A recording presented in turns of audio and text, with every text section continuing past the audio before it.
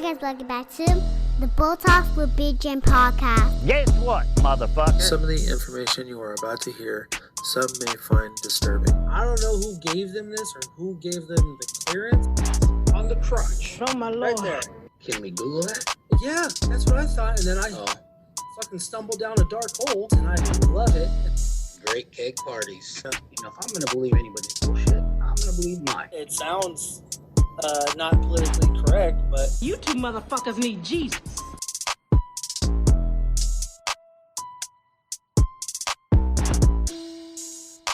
What is up, everybody? We are back. It has been probably well over a month since our last episode, and that's because And we are have sorry. shit to do in our personal life. So sorry about that. Sorry for the lack of episodes, but you know, life has came back ever since people have been getting vaccinated and all this other stuff. So things are changing. Things are going to be changing, but you know, We have to readapt to our old normal past lives. And, you know, a young individual like you who has a child and another child on the way. And by the way, he commutes 2 hours every time he works to work, 2 hours to home. So he did a lot of work, and I'm hats off for being motivated still to do this. well, thank you. And It wasn't easy. I can tell you that much. no, you're right. And I know there's a lot of times, and I got to give another plug to our girls down south drinking the Kool-Aid. You know, I've mentioned to them that they've definitely kept us motivated and interested in doing this when I knew you were getting burnt out. Yeah. And, you know, they were true driving. They made it fun still, listening to their stories. We still do. And listening. Absolutely. And if you get an opportunity, sign up to their Patreon. There you're going to Yes. see videos of who they are. You're going to see them actually be who they are, Cassidy and Amanda. Which, speaking you of Patreon, by the way, we put out a questionnaire recently. Still going on. It'll be going on for the whole month of September and probably even into October. But a lot of people said that if we did a Patreon, that they'd join. And just to verify, if we have more than 10 subscribers within a year, Jim will wear pasties on a live episode. So let's push for that. What's a pasty? What is Nipple tassels. that? Oh, hell yeah. I'll do that for free right now. I'll have the ones that swing like this. Absolutely. Well, this story, ladies and gentlemen, is not told by me today. It is not Bo talking with Big Jim. It is Big Jim talking to Bo. And I was blown away, to be honest, because I've never even heard of the story, never even heard of the guy. He actually, at first, when I first heard the name, it reminded me of one of the guys who was convicted for the Gypsy Hill murders. That's who I originally thought. But this is... He could have been part of that too. That's very true. This story will lead into a huge rabbit hole. And, you know, part of the questionnaires we put out was we needed to clean up our stories and go down a rabbit hole. Folks, rabbit holes are deep. Yeah, especially this one, because it not just towards the end, but I mean, my wheels were turning the entire time, and I was pulling stuff up. You'll see in the podcast, but it's a really good episode. It's a really good story, and for it being your first story, you know, you said it was kind of scattered and all over the place at some points, but I thought it was pretty damn good. Just for a heads up, this was my first story. I tried to be real direct and professional and do exactly what I was asked to clean up our story and our guideline or our storyline.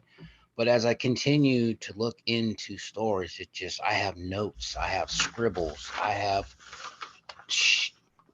paper. I mean, I'm making notes on top of notes of shit that I'm finding as of today. You know, so this story, I meant it to be very proper and direct and try to sound professional, but investigating we went right, left, up, and down a few times, but hopefully you'll get the gist of it. His story is about a gentleman by the name of Juan Corona, Yeah, Juan Vallejo Corona too. known as the Machete Killer. So enjoy episode 56, the Machete Killer. Okay, I get my first chance at telling a story to my child, Bo. And the first story I chose was about a guy, he's a Northern California serial killer by the name of Juan Corona, Juan Corona.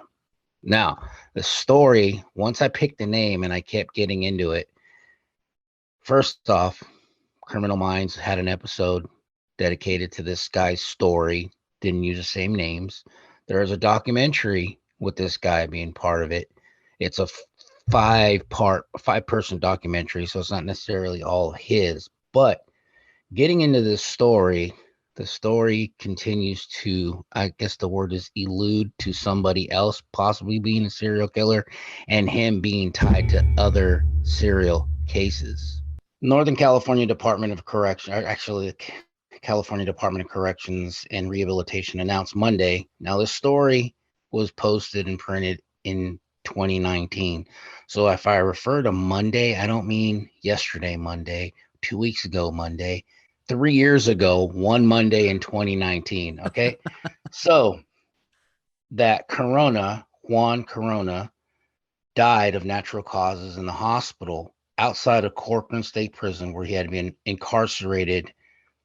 And that's all it really says. And then it says he was 85. That's kind of sad that the guy who wrote this article was really, really short. But as I continue on, I'm going to continue reading another article from another gentleman who, believe it or not, came out of the New York Times. So I'm going to start by this. Mr. Corona's victims were luckless drifters who moved from farm to farm, scratching out a bare existence in the valley's orchards, groves, and vineyards. Basically, they were farm workers, cherry pickers, cotton pickers, the whole bit. Your grandparents, both my parents, also partake in this type of monetary gain. Didn't get rich, but anyway, they're also called fruit tramps, not food tramps, fruit, F-U-R-I-T, tramps, as locals call them. When they disappeared, the killings became at light when a peach farmer spotted a fresh hole in one of his orchards. Now, this is where it kind of goes off to the right, but I'm just going to announce something, then I'll get into the other story. In Yuba City, May 19th, 1971, when he returned to investigate the hole, he noticed that it was freshly dug. Suspicious, the farmer called the sheriff's department. Deputies dug up a body, okay, of one man. He had been stabbed in the chest and his head had been split open with, and this is where he gets his nickname, a machete. So his nickname, serial killer nickname, is the Machete Killer. Really? So, yeah, that was his nickname. It's a fucking scary name to have. Well, here's what's scary, dude. I'm going to give you the links and I'm going to show you some of the pictures. Now, this guy could be one of my uncles. He actually looks like my godfather, your grandpa Santiago's older brother. Yeah, that's what drew me. He's a happy-go-lucky dude. Now, what got him in the limelight for being this unfortunate individual was that he saw a tragic accident in the early 50s. Okay, but I'm going to get to that later on in the story. So once he realized that there was one body, he closed down the facility, basically closed down the orchard, called in investigators, called the landowner. The landowner was a peach farmer. So at the time they were harvesting peaches. So by the time it was all said and done, 25 bodies of men and women were discovered. Now, the men and women, some of them weren't decomposed. Some of them were obviously disfigured, or some of them were missing parts, but one even had a bullet wound. Okay, now everything I'm telling you, go ahead. So just so I'm clear, this is back in the 70s? This was back in the 70s, which 70s, Yuba Which- City, which is probably an hour maybe from where I'm at. She's in Maryville. Yeah. So it's about Well, we've gone camping 30, there. And about 30 minutes from 45 minutes from Sacramento. depends.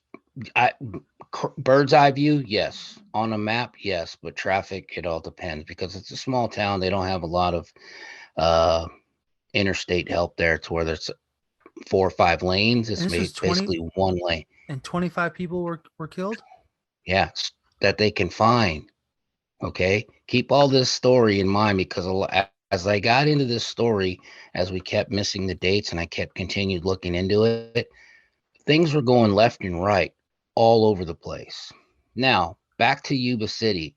Now, if anybody who's a true crime liker or even a lover, they'll recognize the name, the Yuba City 5. Now, this case happened in the 76, 77 era. I see the look on your face. So when you get a chance, there's 2 podcasts out there. One of them is obviously our girls drinking the Kool-Aid. They did a great episode on it.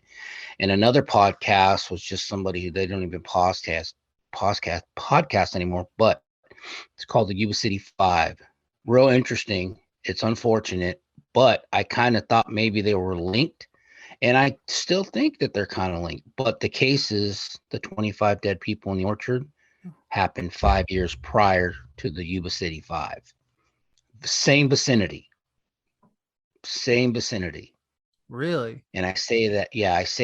And if I were to put it up, if I were to put a map on the screen, I can easily say that the killings in the orchard to the Yuba City 5 were probably within a 20 to 25 mile radius of each other.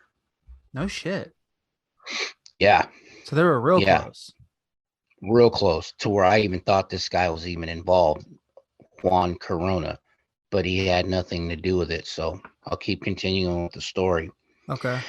The digging went for days until 25 corpses were unearthed. The victims ranged from the ages of 40 to 60. All had been hacked and stabbed or shot. Imagine getting hacked, stabbed, shot, and buried in the peach orchard. Not with the machete. A machete. Now, there's different types of machetes. Here's another rabbit hole. And side note, if you look up machete, there's probably 25 various types of machetes. So we're just going to go with the basic full tang 20-inch machete, farmer's machete. Okay. Okay. So as they were digging, they identified a lot of the victims by store receipts, bank deposit slips, and somebody, they don't even really know how, but somebody had maybe even made a notation of a person of a certain build. Typical Mexican, short, stocky build. I hate to say that, short, stocky build. Well, there's a million of us, so there you go. But what I found interesting about this and all the farm workers or fruit tramps is what they're called. Growing up, like I said, your grandparents were farm workers. They harvested everything from cotton to cherries to peaches to nuts to grapes. I think my mom even told me she was actually working in a grape field at the time she went into labor with me. So, but what was interesting growing up, and I've seen these, just say the residential areas where these fruit tramps stayed. Your great grandfather had a facility where he had held a lot of these people. Oh, he had a lot of residents there. Let me use proper wording. Yeah, he didn't hold anybody against their will, did he? No, it wasn't anything like that. It's actually, from what I can remember, they were well taken care of. They all lived in a stable type of environment. They all had their own living quarters, kind of like bunks. They were fed. My mom, your grandma, used to make meals for these workers. So again, this is going to be kind of profiling, but I've always identified field workers as Hispanic or Mexican or South American or anybody brown skin with the last name of Mexican or Hispanic descent. But I was totally wrong. And I'm going to give you a couple of the last names that were of the individuals that this guy killed. And I think you're going to be a little surprised. He didn't really pick a particular type, or he wasn't, I should say, didn't care if they were male or female. But these are some of the last names: Kelly, Berman, Smallwood, Carvu, Whitaker, Sample, Smith, Kemp, Cam, Allen, Hawking, Cup. I don't hear anything Hispanic or Spanish of any of them names. No, it's more sounds like European. Right. And that's my point. A lot of them were a lot of farm workers prior to my ignorance were of European descent, or PI, Pacific Islanders. Filipinos, for the most part, were Filipinos and Mexicans.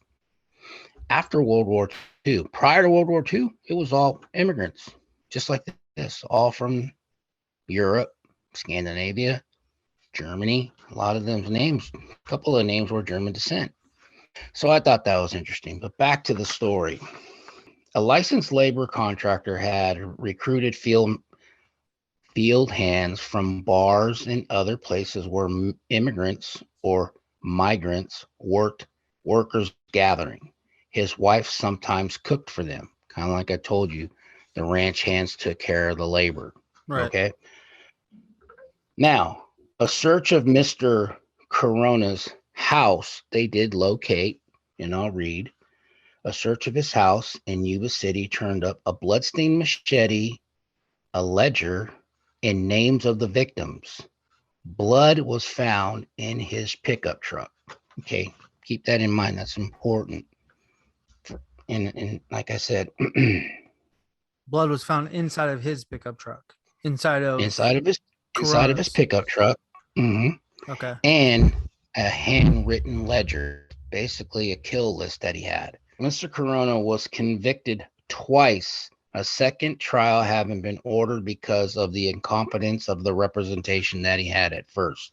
So the legal system was kind of on his side. And I say that because of the story that I dug into. I'm not convinced this guy even did any of this. And I'm going to get to that right now. So Mr. Corona was committed to a mental institution in Auburn, California, in 1956. He underwent shock therapy to help cure his condition. Now, what we know now is called schizophrenia, or dual diagnosis, bipolar, or multiple personality disorder. Right.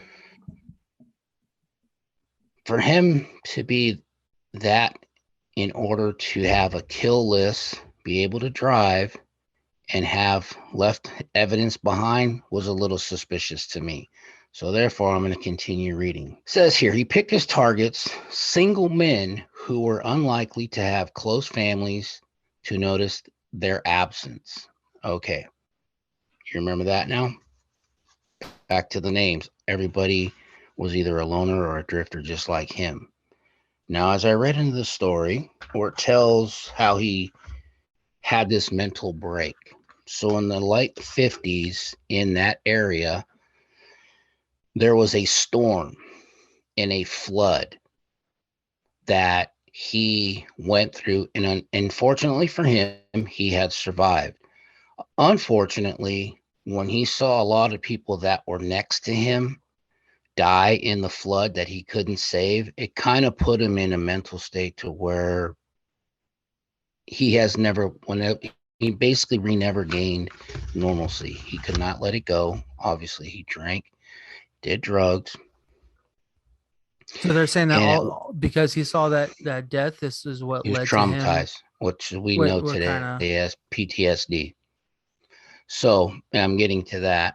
So basically what the defense, when it came down to try him to trial, one of the defense attorneys he had, basically trying to save his life, stated that it's quite possible that he was so traumatized that he obviously, and this is stated in documents that he shared with the reporter of this story, that Mr. Corona stated that he always thought that the people he saw drown in front of him were always surround him.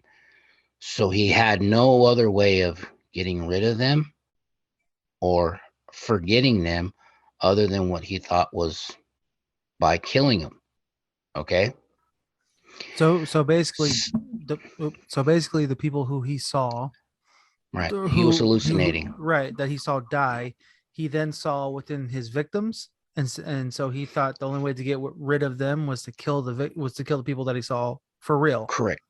Correct. Let's call them victims. So we'll use that right now. We'll stay with the beginning part, the initial part of this story. Yes, he identified the victims of people that he saw die who to him didn't die. So he was trying to kill them again so he can get them out of their mind. And he saw them within the real people. Victims that he tentatively killed. Correct. Damn, that's twisted. That sucks. That's bad. Very, very. I can only imagine what the guy went through. And again, this is in the 60s, in the 50s.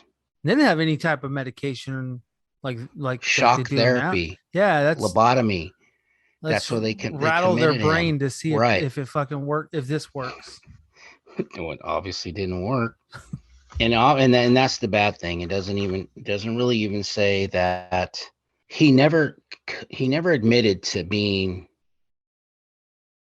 physically killing anybody. From what I read in these two stories, just these two stories that I read, but there was plenty more that I'm finding now.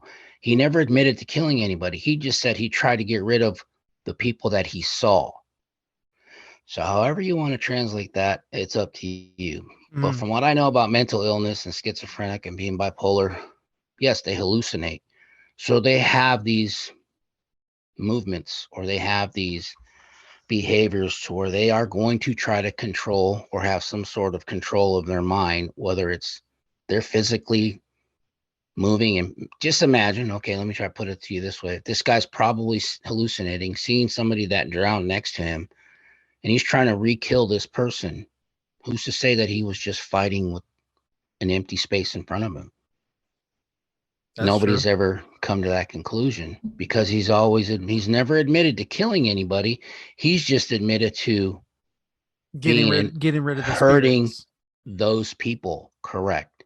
He doesn't know the names. He doesn't know anybody by any name, but there's a list of names that I just read you, and I'll send you the link so you could post it on the story. Okay. This is a really interesting story. I swear I've never even heard of this guy. Oh, it veers off to multiple locations. I mean, again, I just read another part about, and I'm going to get to the second part, who I believe may even be the actual serial killer, which is his older brother. So wait, they think there's two in this. Was it 2 and 1 or 1 and 2 or whatever? Well, initially when these stories were written, the brother was part of the initial story. His brother's name is Natividad. Okay. Christmas in Spanish. Yeah. And he was mentioned as just being his brother. But as other people have started to investigate, and as of 2 months ago, one gentleman in the article that I'm reading is convinced that Mr. Natividad Corona was the actual killer. And I'm going to continue to tell you. So, this is how Mr. Corona reacted because of his condition. Corona's severe stress reaction to the tragedy manifested in his belief that everyone he encountered was not dead, merely ghosts wandering through the valley. He believed that everyone in this area has drowned in the flood. That's what he believes in 1956. So he's telling his story of what he thought he may have done by killing these people. His brother, Natividad, wrote in 1956 a petition for Juan's institutionalization. He reads the Bible and writes all the time. So this guy who's supposed to be this serial killer living out and acting and mutilating people is subtle and composed enough to read the Bible and write, and he's a schizophrenic. Uh-oh. This What is happened him. now? This is him too. No, I'm just Yep. pulling him up. This is the brother. That's the brother. No. That's Juan Corona. No, this is not Natividad. No, it's not. That's Juan Corona. This is Natividad. Yeah. That's just that looks like my godfather. That no looks like shit. my that looks like my grandfather, your grandfather, my dad's older brother. The hairdo, the round face that we have, with not the pompadour style, but the Yeah. wavy dark hair, the suit. Yeah. Looks just like my godfather. A little backstory on his brother. I know I'm going back and forth, but Natividad, now everybody in the Corona family were born in Mexico. Okay. Mr. Natividad, the brother, basically came over illegally in the 50s, and then his brother followed thereafter. He was still an immigrant. They were still illegal. Most of the places you found a job were field worker. Right. Okay. So his brother being now there's stories that are coming out currently after investigation, they finally realized that his brother, Natividad, was definitely not one that people really hear about. Of course not. That's why I Which tell is you there's strange. so many 25 stories.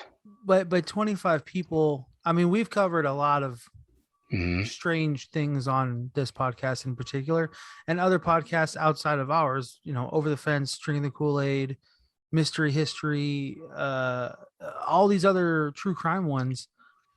And typically, I mean, other than Richard Ramirez, there's not very many Mexican serial killers that we know of. Noted. That we know of. Yeah. Noted. You're right. But we But this don't guy know. This guy killed 25 people. Supposedly. That's not. I mean, one is enough, but 25 is a pretty big splash in a small pond. Well, let me add to that. Also, this guy had a wife and 4 daughters. This guy And had a mental condition to where he was murdering people. Not look at Dennis Rader. I'm not going to take that, and say that it's not impossible, but in the 70s to have a family like that, have a livelihood, and it's not as advanced as it is today. Everything was hand to mouth. There was no technology. You worked your ass off and then you travel. Now, this guy supposedly had traveled from Northern California to Southern California and committed all these murders within 6 months. 25 people in 6 months. Exactly 6 months. I mean, that's a short amount of time to get, especially walking. That's you're gonna, or even taking a train. Jumping on the train with the hobos. He drove. He had a driver's license. He had a vehicle. I didn't know he drove. Yeah, he drove. Back then, you didn't have to be illegal. You didn't have to. There's a lot of things that have changed where you didn't have to be a citizen to have his driver's license. You could have used somebody else's. So who's to say he didn't, or somebody didn't steal the identity of one of these other poor farm workers? But yes, he had 4 children, daughters. Yeah, I'm actually looking and a wife. At a picture of them now. I'll pull it up too. But go ahead, continue. Yeah.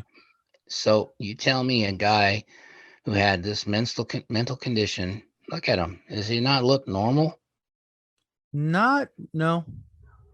I mean, he looks normal to me. That is probably his mother-in-law in the back. That's his wife, and he has 4 daughters.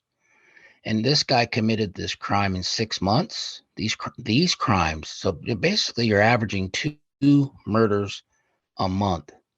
25 and 6 months. And just so I'm clear too, you said all the victims that were found in the shallow graves or the holes. Well, I guess shallow graves. No. I missaid that. The same grave. Oh, it was a mass grave? Yes, it was the same grave. It's just the last person they found. He couldn't dig deep enough. So it was shallow to where they found this imperfection in the dirt. I thought when you said there was a whole, like he went to different spots within the same orchard. Mm-mm. He went to different spots to find the people he was going to murder. So then how does that make sense? How let's just say he goes down to San Bernardino or you know, somewhere inland of LA, kills them, and then drives them back to this orchard? In Northern California. Exactly. I don't know. Vehicles drove on leaded gas, and there was nothing very fast in the 70s. No, Or I'm you're sorry, barely, in the you're 50s. lucky. You're lucky if your fourth gear went over 45 miles an hour. Right. Right. I don't know. You know, I mean, he does look like a troubled person. I can say that for and he sure. was, and he legitimately was schizophrenic, multiple personality. He did But have his challenges. I don't But to see him as maintain like a a. livelihood, almost a normal livelihood, being a father, and within a 6-month span, stalking, killing, digging up, burying 25 people, Wow. I Man, no don't see shit. it. So when I started reading this case, I was like, oh, this is simple, cut and dry, no big deal. I'm just going to read right off the paperwork. Instead of making notes, I went and printed two and a half stories. I was like, oh, this is easy.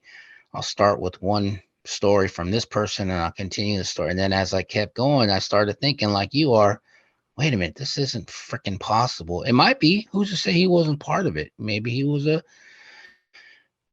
partner in it. I don't know. But this is where it gets started. I'm going to start to integrate his brother now. So his brother, Natividad, who came to the States before him, was an established saloon owner, a bar. So he opened a bar, drinking hole. Well, where are you going to find lonely individuals? In a drinking hole. Yeah. In Yuba City, Northern California. I have yet to locate the name of this facility yet, which is where I started to do that just an hour before doing this podcast. There's a reason why I'm telling you this. Okay. So he was Mr. Natividad was known to be a raging, aggressive, angry homosexual. Oh. And I say that because he had a condition. Hold on. This is the brother? The brother, right? The brother, yeah. He was a raging homosexual, is what it said. And this is another light that went off on my head. So in 1970, February of 1970, in Mr. Natividad's saloon, there was a man that was found in the bathroom who was assaulted and violated. Okay.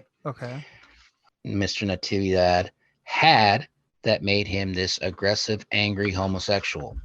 You're gonna think of one other person who died from this, very famous person. He suffered from tertiary syphilis, which triggers manic rage and aggressive personality toward homophobic males. So he had syphilis. Basically, his brain was turning into Swiss cheese, just like Al Capone. Oh. Al Capone died of syphilis. Did he really? Yeah. Untreated syphilis. Yeah. I didn't know that. So when they realized that this gentleman, Mr. Natividad, had... sorry, I was thinking of Aaron Hernandez, the guy from the... Oh, no, that's a concussion. That's a concussion. Sorry, go ahead. No, that's fine. So that's what he suffered from. So it automatically put him into maniac states of being, to where he had uncontrollable rages, to where he would kill and hurt people. Now, in 1970, this happened. A whole year to year and a half before they found 25 other people, lonely individuals, not family orientated and were noticeably not going to be missed if they were gone by society. You following me? A loner at a bar. Yeah, and basically what happened, from what I can understand, because this basically goes into a story that I started reading about in Mexico. Now I'm going to get to the Mexico part of this. So that's a little bit of insight of who the brother was. He was a mentally disturbed. Basically, his brain was getting eaten by syphilis because he was untreated. So it would make him so angry and rageful that he would start killing people because he wanted to get laid, to have a sexual encounter with these individuals. This also sounds like the Doodler. You do the timeline. Okay, if you're here, I'm going to read these storylines, these other serial killers that happened in the 70s. And you tell me if this doesn't. Doodler, Zodiac Killer, Freeway Killer, Golden State Killer, I-5 Killer, Dating Game Killer, Mr. Alcala, Samuel Little. Okay, those are all happening in the 70s. Those are all happening in Northern California. Sam Little was over here? Yeah. Holy shit, I didn't know he was over here. Did you know the 70s was known as the decade of the serial killers, right? Oh, yeah, I mean, of course. I mean, there's just so many freaking people. And these are just Northern California serial killers that are identified. So, okay. So let's kind of recap before we go any further. Okay. Okay. What day were the people found? Does it give you a specific day? It actually just says the year. So all the people were found on what month and year? 71 to 70 to 72 in 1971. So basically 1971, the first body was found. Okay. Alongside the Feather River. That was another point of interest I wanted to so shout out to you. 1971 till you said probably 1972 is when the last one was found or discovered. And it said 6 months. So I'm assuming the summer of 71 to January of 72. That's how far in between these killings supposedly had taken place. His brother came from Mexico in 1970, February of 1970. But they could have been there longer. They just know of these particular times. They could have been. Could have been, true. But like I said, a lot of the bodies weren't very decomposed. They were skeletonized, of course, but some were very well flesh maintained. Yeah, not maintained, but had flesh. So mummified. Yeah. So 6 months. Summer 71, winter, late winter, I guess you would say. Beginning of winter. Beginning of 72. 25 people. They primarily, they being authorities, law enforcement. Was it law enforcement who actually discovered it, or who discovered it? Was no, it was a farmhand. Okay, so the farmhand, the person the law enforcement was called out to the orchard. Okay, the owner of the orchard called out the sheriff's department. The Yuba County sheriffs. Okay, Yuba County sheriffs were contacted. They came out and they suspected. Why did they suspect Juan of doing this? Was it because he worked in this area? Did his brother also work in the area too? Because Juan was a licensed contractor who actually did seek out help for the farm picker, the fruit trader, workers. Okay. Farm hands. It's just so he was like their supervisor, basically, kind of. Yeah, he was a yard boss or a contractor. He would actually go looking for help. Yes. And then that doesn't even make sense. He worked on the farm or on the orchard that the bodies were discovered.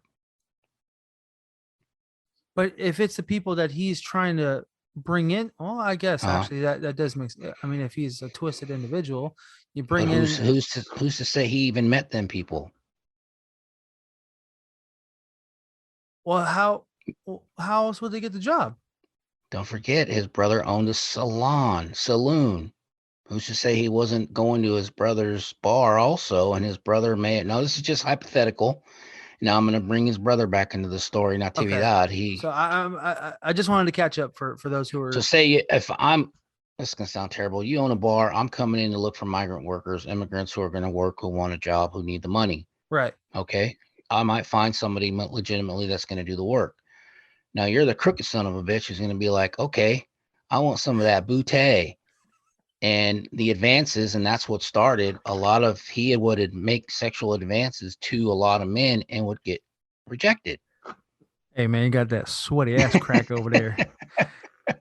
You like peaches? That ain't peach fuzz, son. Dick. Okay, so who's say now? I'm just this is hypothetical. I'm just making this up. You know, this might not even be true. But if somebody who's a killer is going to see a pattern, now this is why I say a pattern, because when Juan was arrested and was going through the court system, his brother knew he had very bad representation, to the point where the judges identified the representation was so bad that he was retried a second time for these murders. So his let's just say public defender. The public defender, right? The judges knew that they were shit. Okay. Yeah. The judge knew that Mr. Juan Corona, had a mental condition. He felt that the public defender for Mr. Corona didn't really dig into being such a good defender for his case. So he didn't go into detail of what to try to save this guy's life. Okay. And that he was really a family man. And even the jurors were shocked and flabbergasted that his defense had presented no psychiatric evidence in his behalf. So basically saying, look, this gentleman has a condition. They just treated him like a murderer. Again, who's to say he wasn't a murderer? Defense. Right. Who's to say he wasn't even? Sorry, I keep stopping you. So when he was arrested, so did it say when he was arrested? Like the date? Was it right after they found the bodies? 74. Oh, so 2 years later. Like almost immediate. No, 72. So probably 72, 73, because his first trial was in 74. Okay, so I was wrong. The first trial was in 74. The second trial was in 1982 here. And even he took the stand. The second trial was held in Hayward, California, next to my house, on February 22nd, through September 22nd. Represented by a new defense team, Mr. Corona took the stand, insisting and yelling that I was innocent. His wife was not there. She had divorced him in 1974. So his wife left him right after he was arrested for the initial killings, which was in the 70s, 73 probably. It didn't really say that. It just said what. And it doesn't even get into his wife, or who his wife is, or maybe she went back to Mexico. I don't know. Holy shit. So in 1982, he had a second appeal, another case, and to where this team of attorneys really fought for him and his innocence. And even Mr. Corona at the time, who probably had a lot of help from 72 to 82, and has realized he is not the one who killed these people. I was just going to say, so it's very likely that it wasn't him, and that it may very well possibly could have been his brother. Could have been, because right after his first case, his brother returned to Mexico, where there's no jurisdiction of. At the time, there was no extradition, no.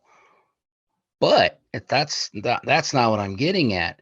So when the reporter went after seeking more information on his brother, he went into Mexico, made some contacts, identified who knew Mr. Natividad, and Mr. Natividad's friend said he had passed away shortly after returning to Mexico. Okay, so let's say in the 70s, early mid 70s, right? And did it say how he passed away? I'll just go right to the point. There was no body ever identified by a coroner that stated that he was dead. The coroner simply stated and signed that Mr. Natividad Corona was dead. And he found the records stating that. And the records indicated no body identified, just signed off. That's sketchy as fuck. Okay, now this goes back to all those other cases. So say his brother now is locked up. It's 1974. Back to the Yuba City 5. Who's to say that he wasn't part of the Yuba City 5? Because they never caught anybody, and that happened in 78. He was already familiar with living in Northern California. He being Natividad. Okay. So basically, he probably falsified his death. He might be dead now. Who knows? Maybe the syphilis shit killed him finally. But the coroner never identified the dead body.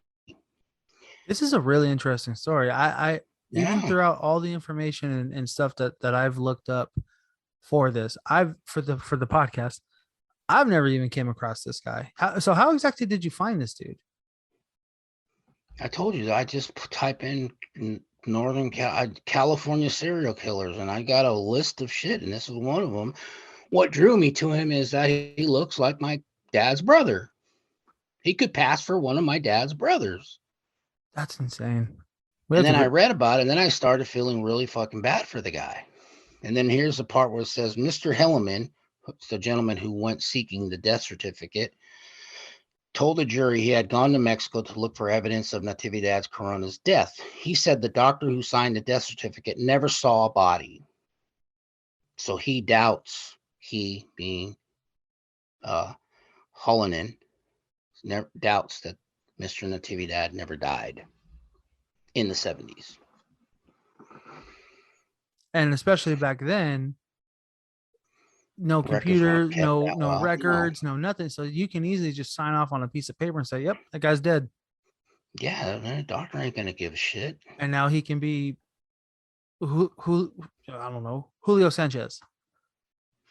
Yeah, he could be he could be part of any of these serial killers, the I-5 killer, the Zodiac. I mean, hypothetically, it's a stretch. Maybe he was the Zodiac killer. Maybe he was a freeway killer. Maybe he wasn't part of the speed killers because they identified those guys. The I-5 strangler. You know, who's to say he wasn't part or could have been part of any of those? That's crazy. Serial killing. Yeah. That's really fucking nuts. Yeah.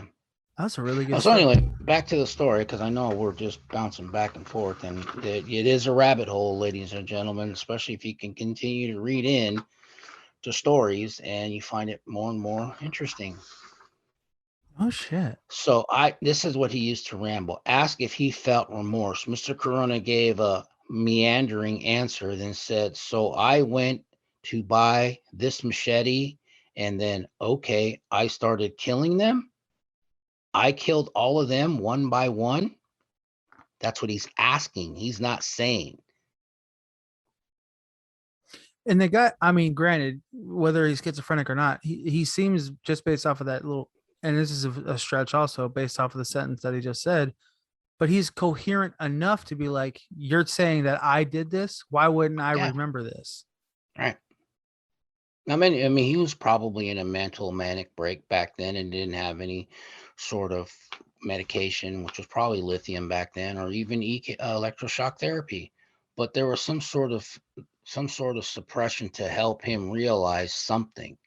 Right. Some sort of treatment. He wasn't lobotomized, so therefore he is kind of coherent. Mm-hmm. Okay. Mr. Corona was denied parole. There was no information about whether he had any survivors, meaning if his family was still alive. At his parole hearing, he said that his brother and sisters were all dead. So all he's thinking of is who's left in his family. Does that sound like a freaking serial killer? Does that sound like No, somebody as a serial killer and not at all. behavior of And somebody who no, wanted to kill anybody? and going back to some of our old episodes, anyone who is a serial killer is very narcissistic. Is very about themselves. About themselves, about right now or future tripping. They play chess, not checkers. It's a famous line by Denzel Washington. But anyway, so anyway, he came back to the States legally. Now, who's to say that his brother might not have taken them, used him as a muse, and basically went on this killing spree. You can't find the brother no more because he obviously probably either is dead in 2021 or at now, or died sometime after, and who knows where his body's at.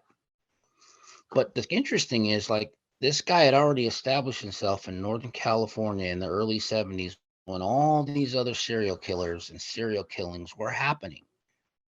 All of them.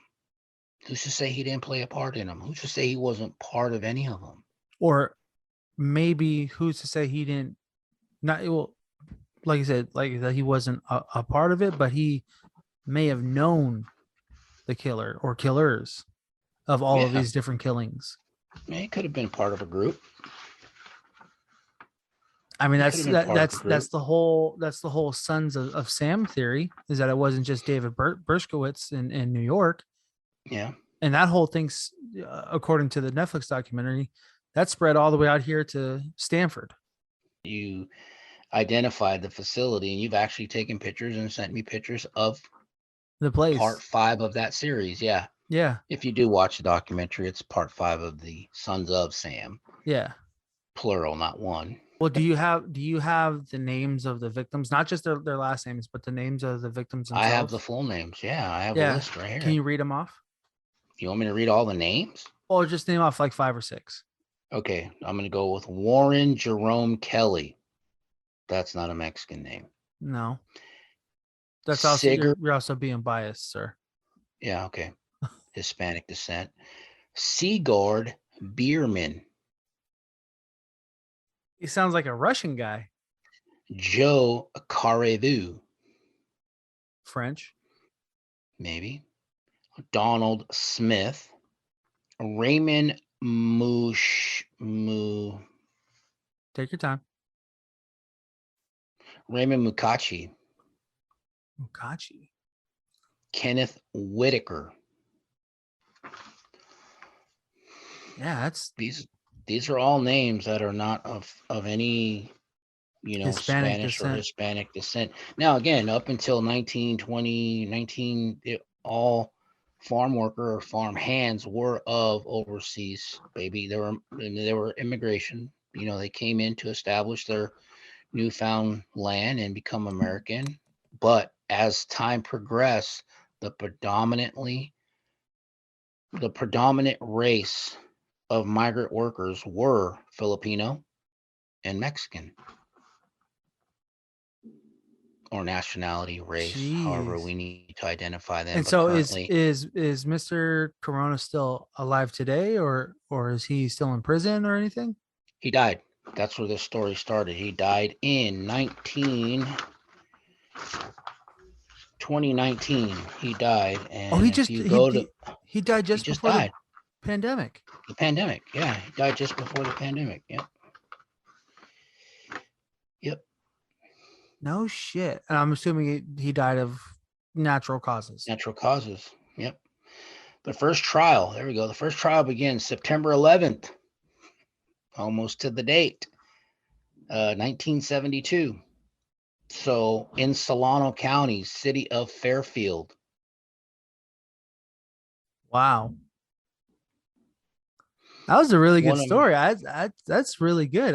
Like I said, I didn't know anything about this guy. So the story started out as Juan Corona, but who's to say Mr. Natividad, who may be alive still? I don't know.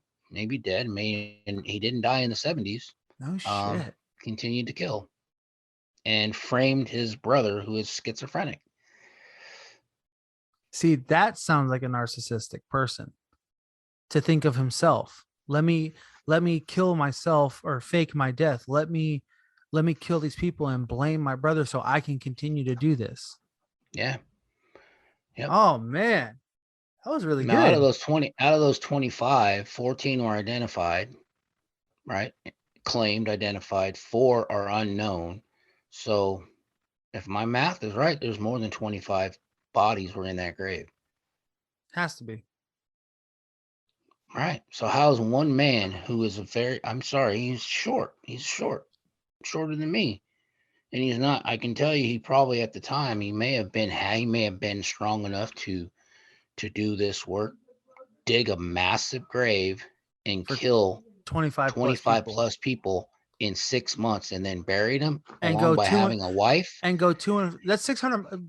Mind you, just so for reference before we get out of here, from where I'm at right now to the heart, right in the middle of Disneyland, the Cinderella Castle is 345 miles.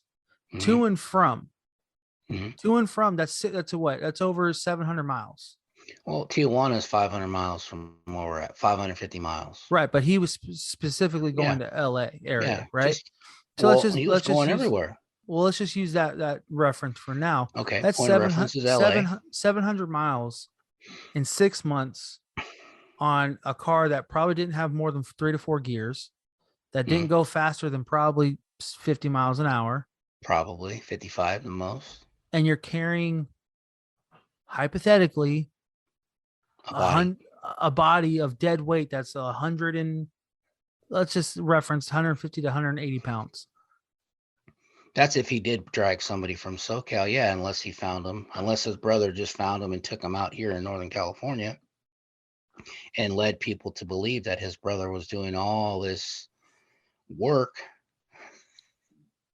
That's insane. And maintaining a life. But again, he had a wife. That makes sense of the brother doing it, because the brother's like, let me do this and put the blame on him. Yeah. That's a very narcissistic thing. That's a very selfish thing. That's a very stamped here. God damn it. The brother did it. Okay. The brother did it. Yeah, he probably continued to do it, especially if he did not die and he was established and he had a residency in Northern California. Who's to say he didn't continue to do more crimes? Wow. Killing.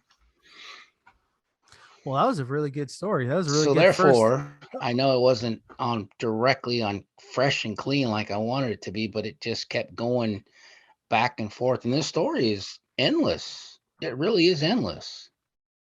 But the story was basically about Juan Corona, a serial killer, a farm worker who tentatively killed 25 people, buried them in a mass grave, who had recently died in 2019 and who swore he was innocent.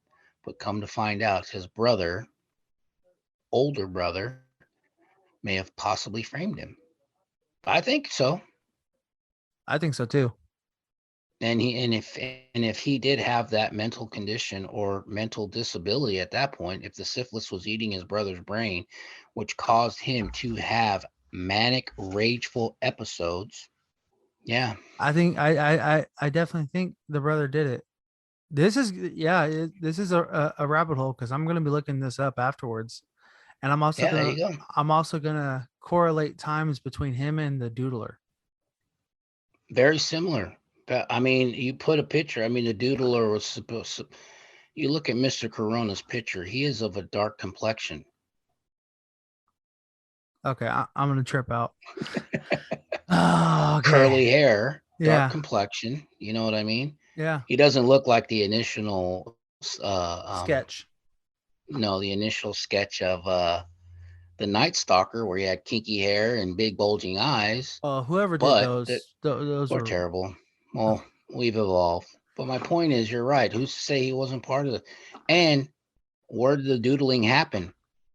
San Francisco. What part of San Francisco? Presidio. Not the Presidio, the beach area. Castro, yeah. His brother was a homosexual. Jesus. My mind's twisting. Okay. Well, good. Now it's on to you. You do that investigating. Yeah, I will. Story. So there you go.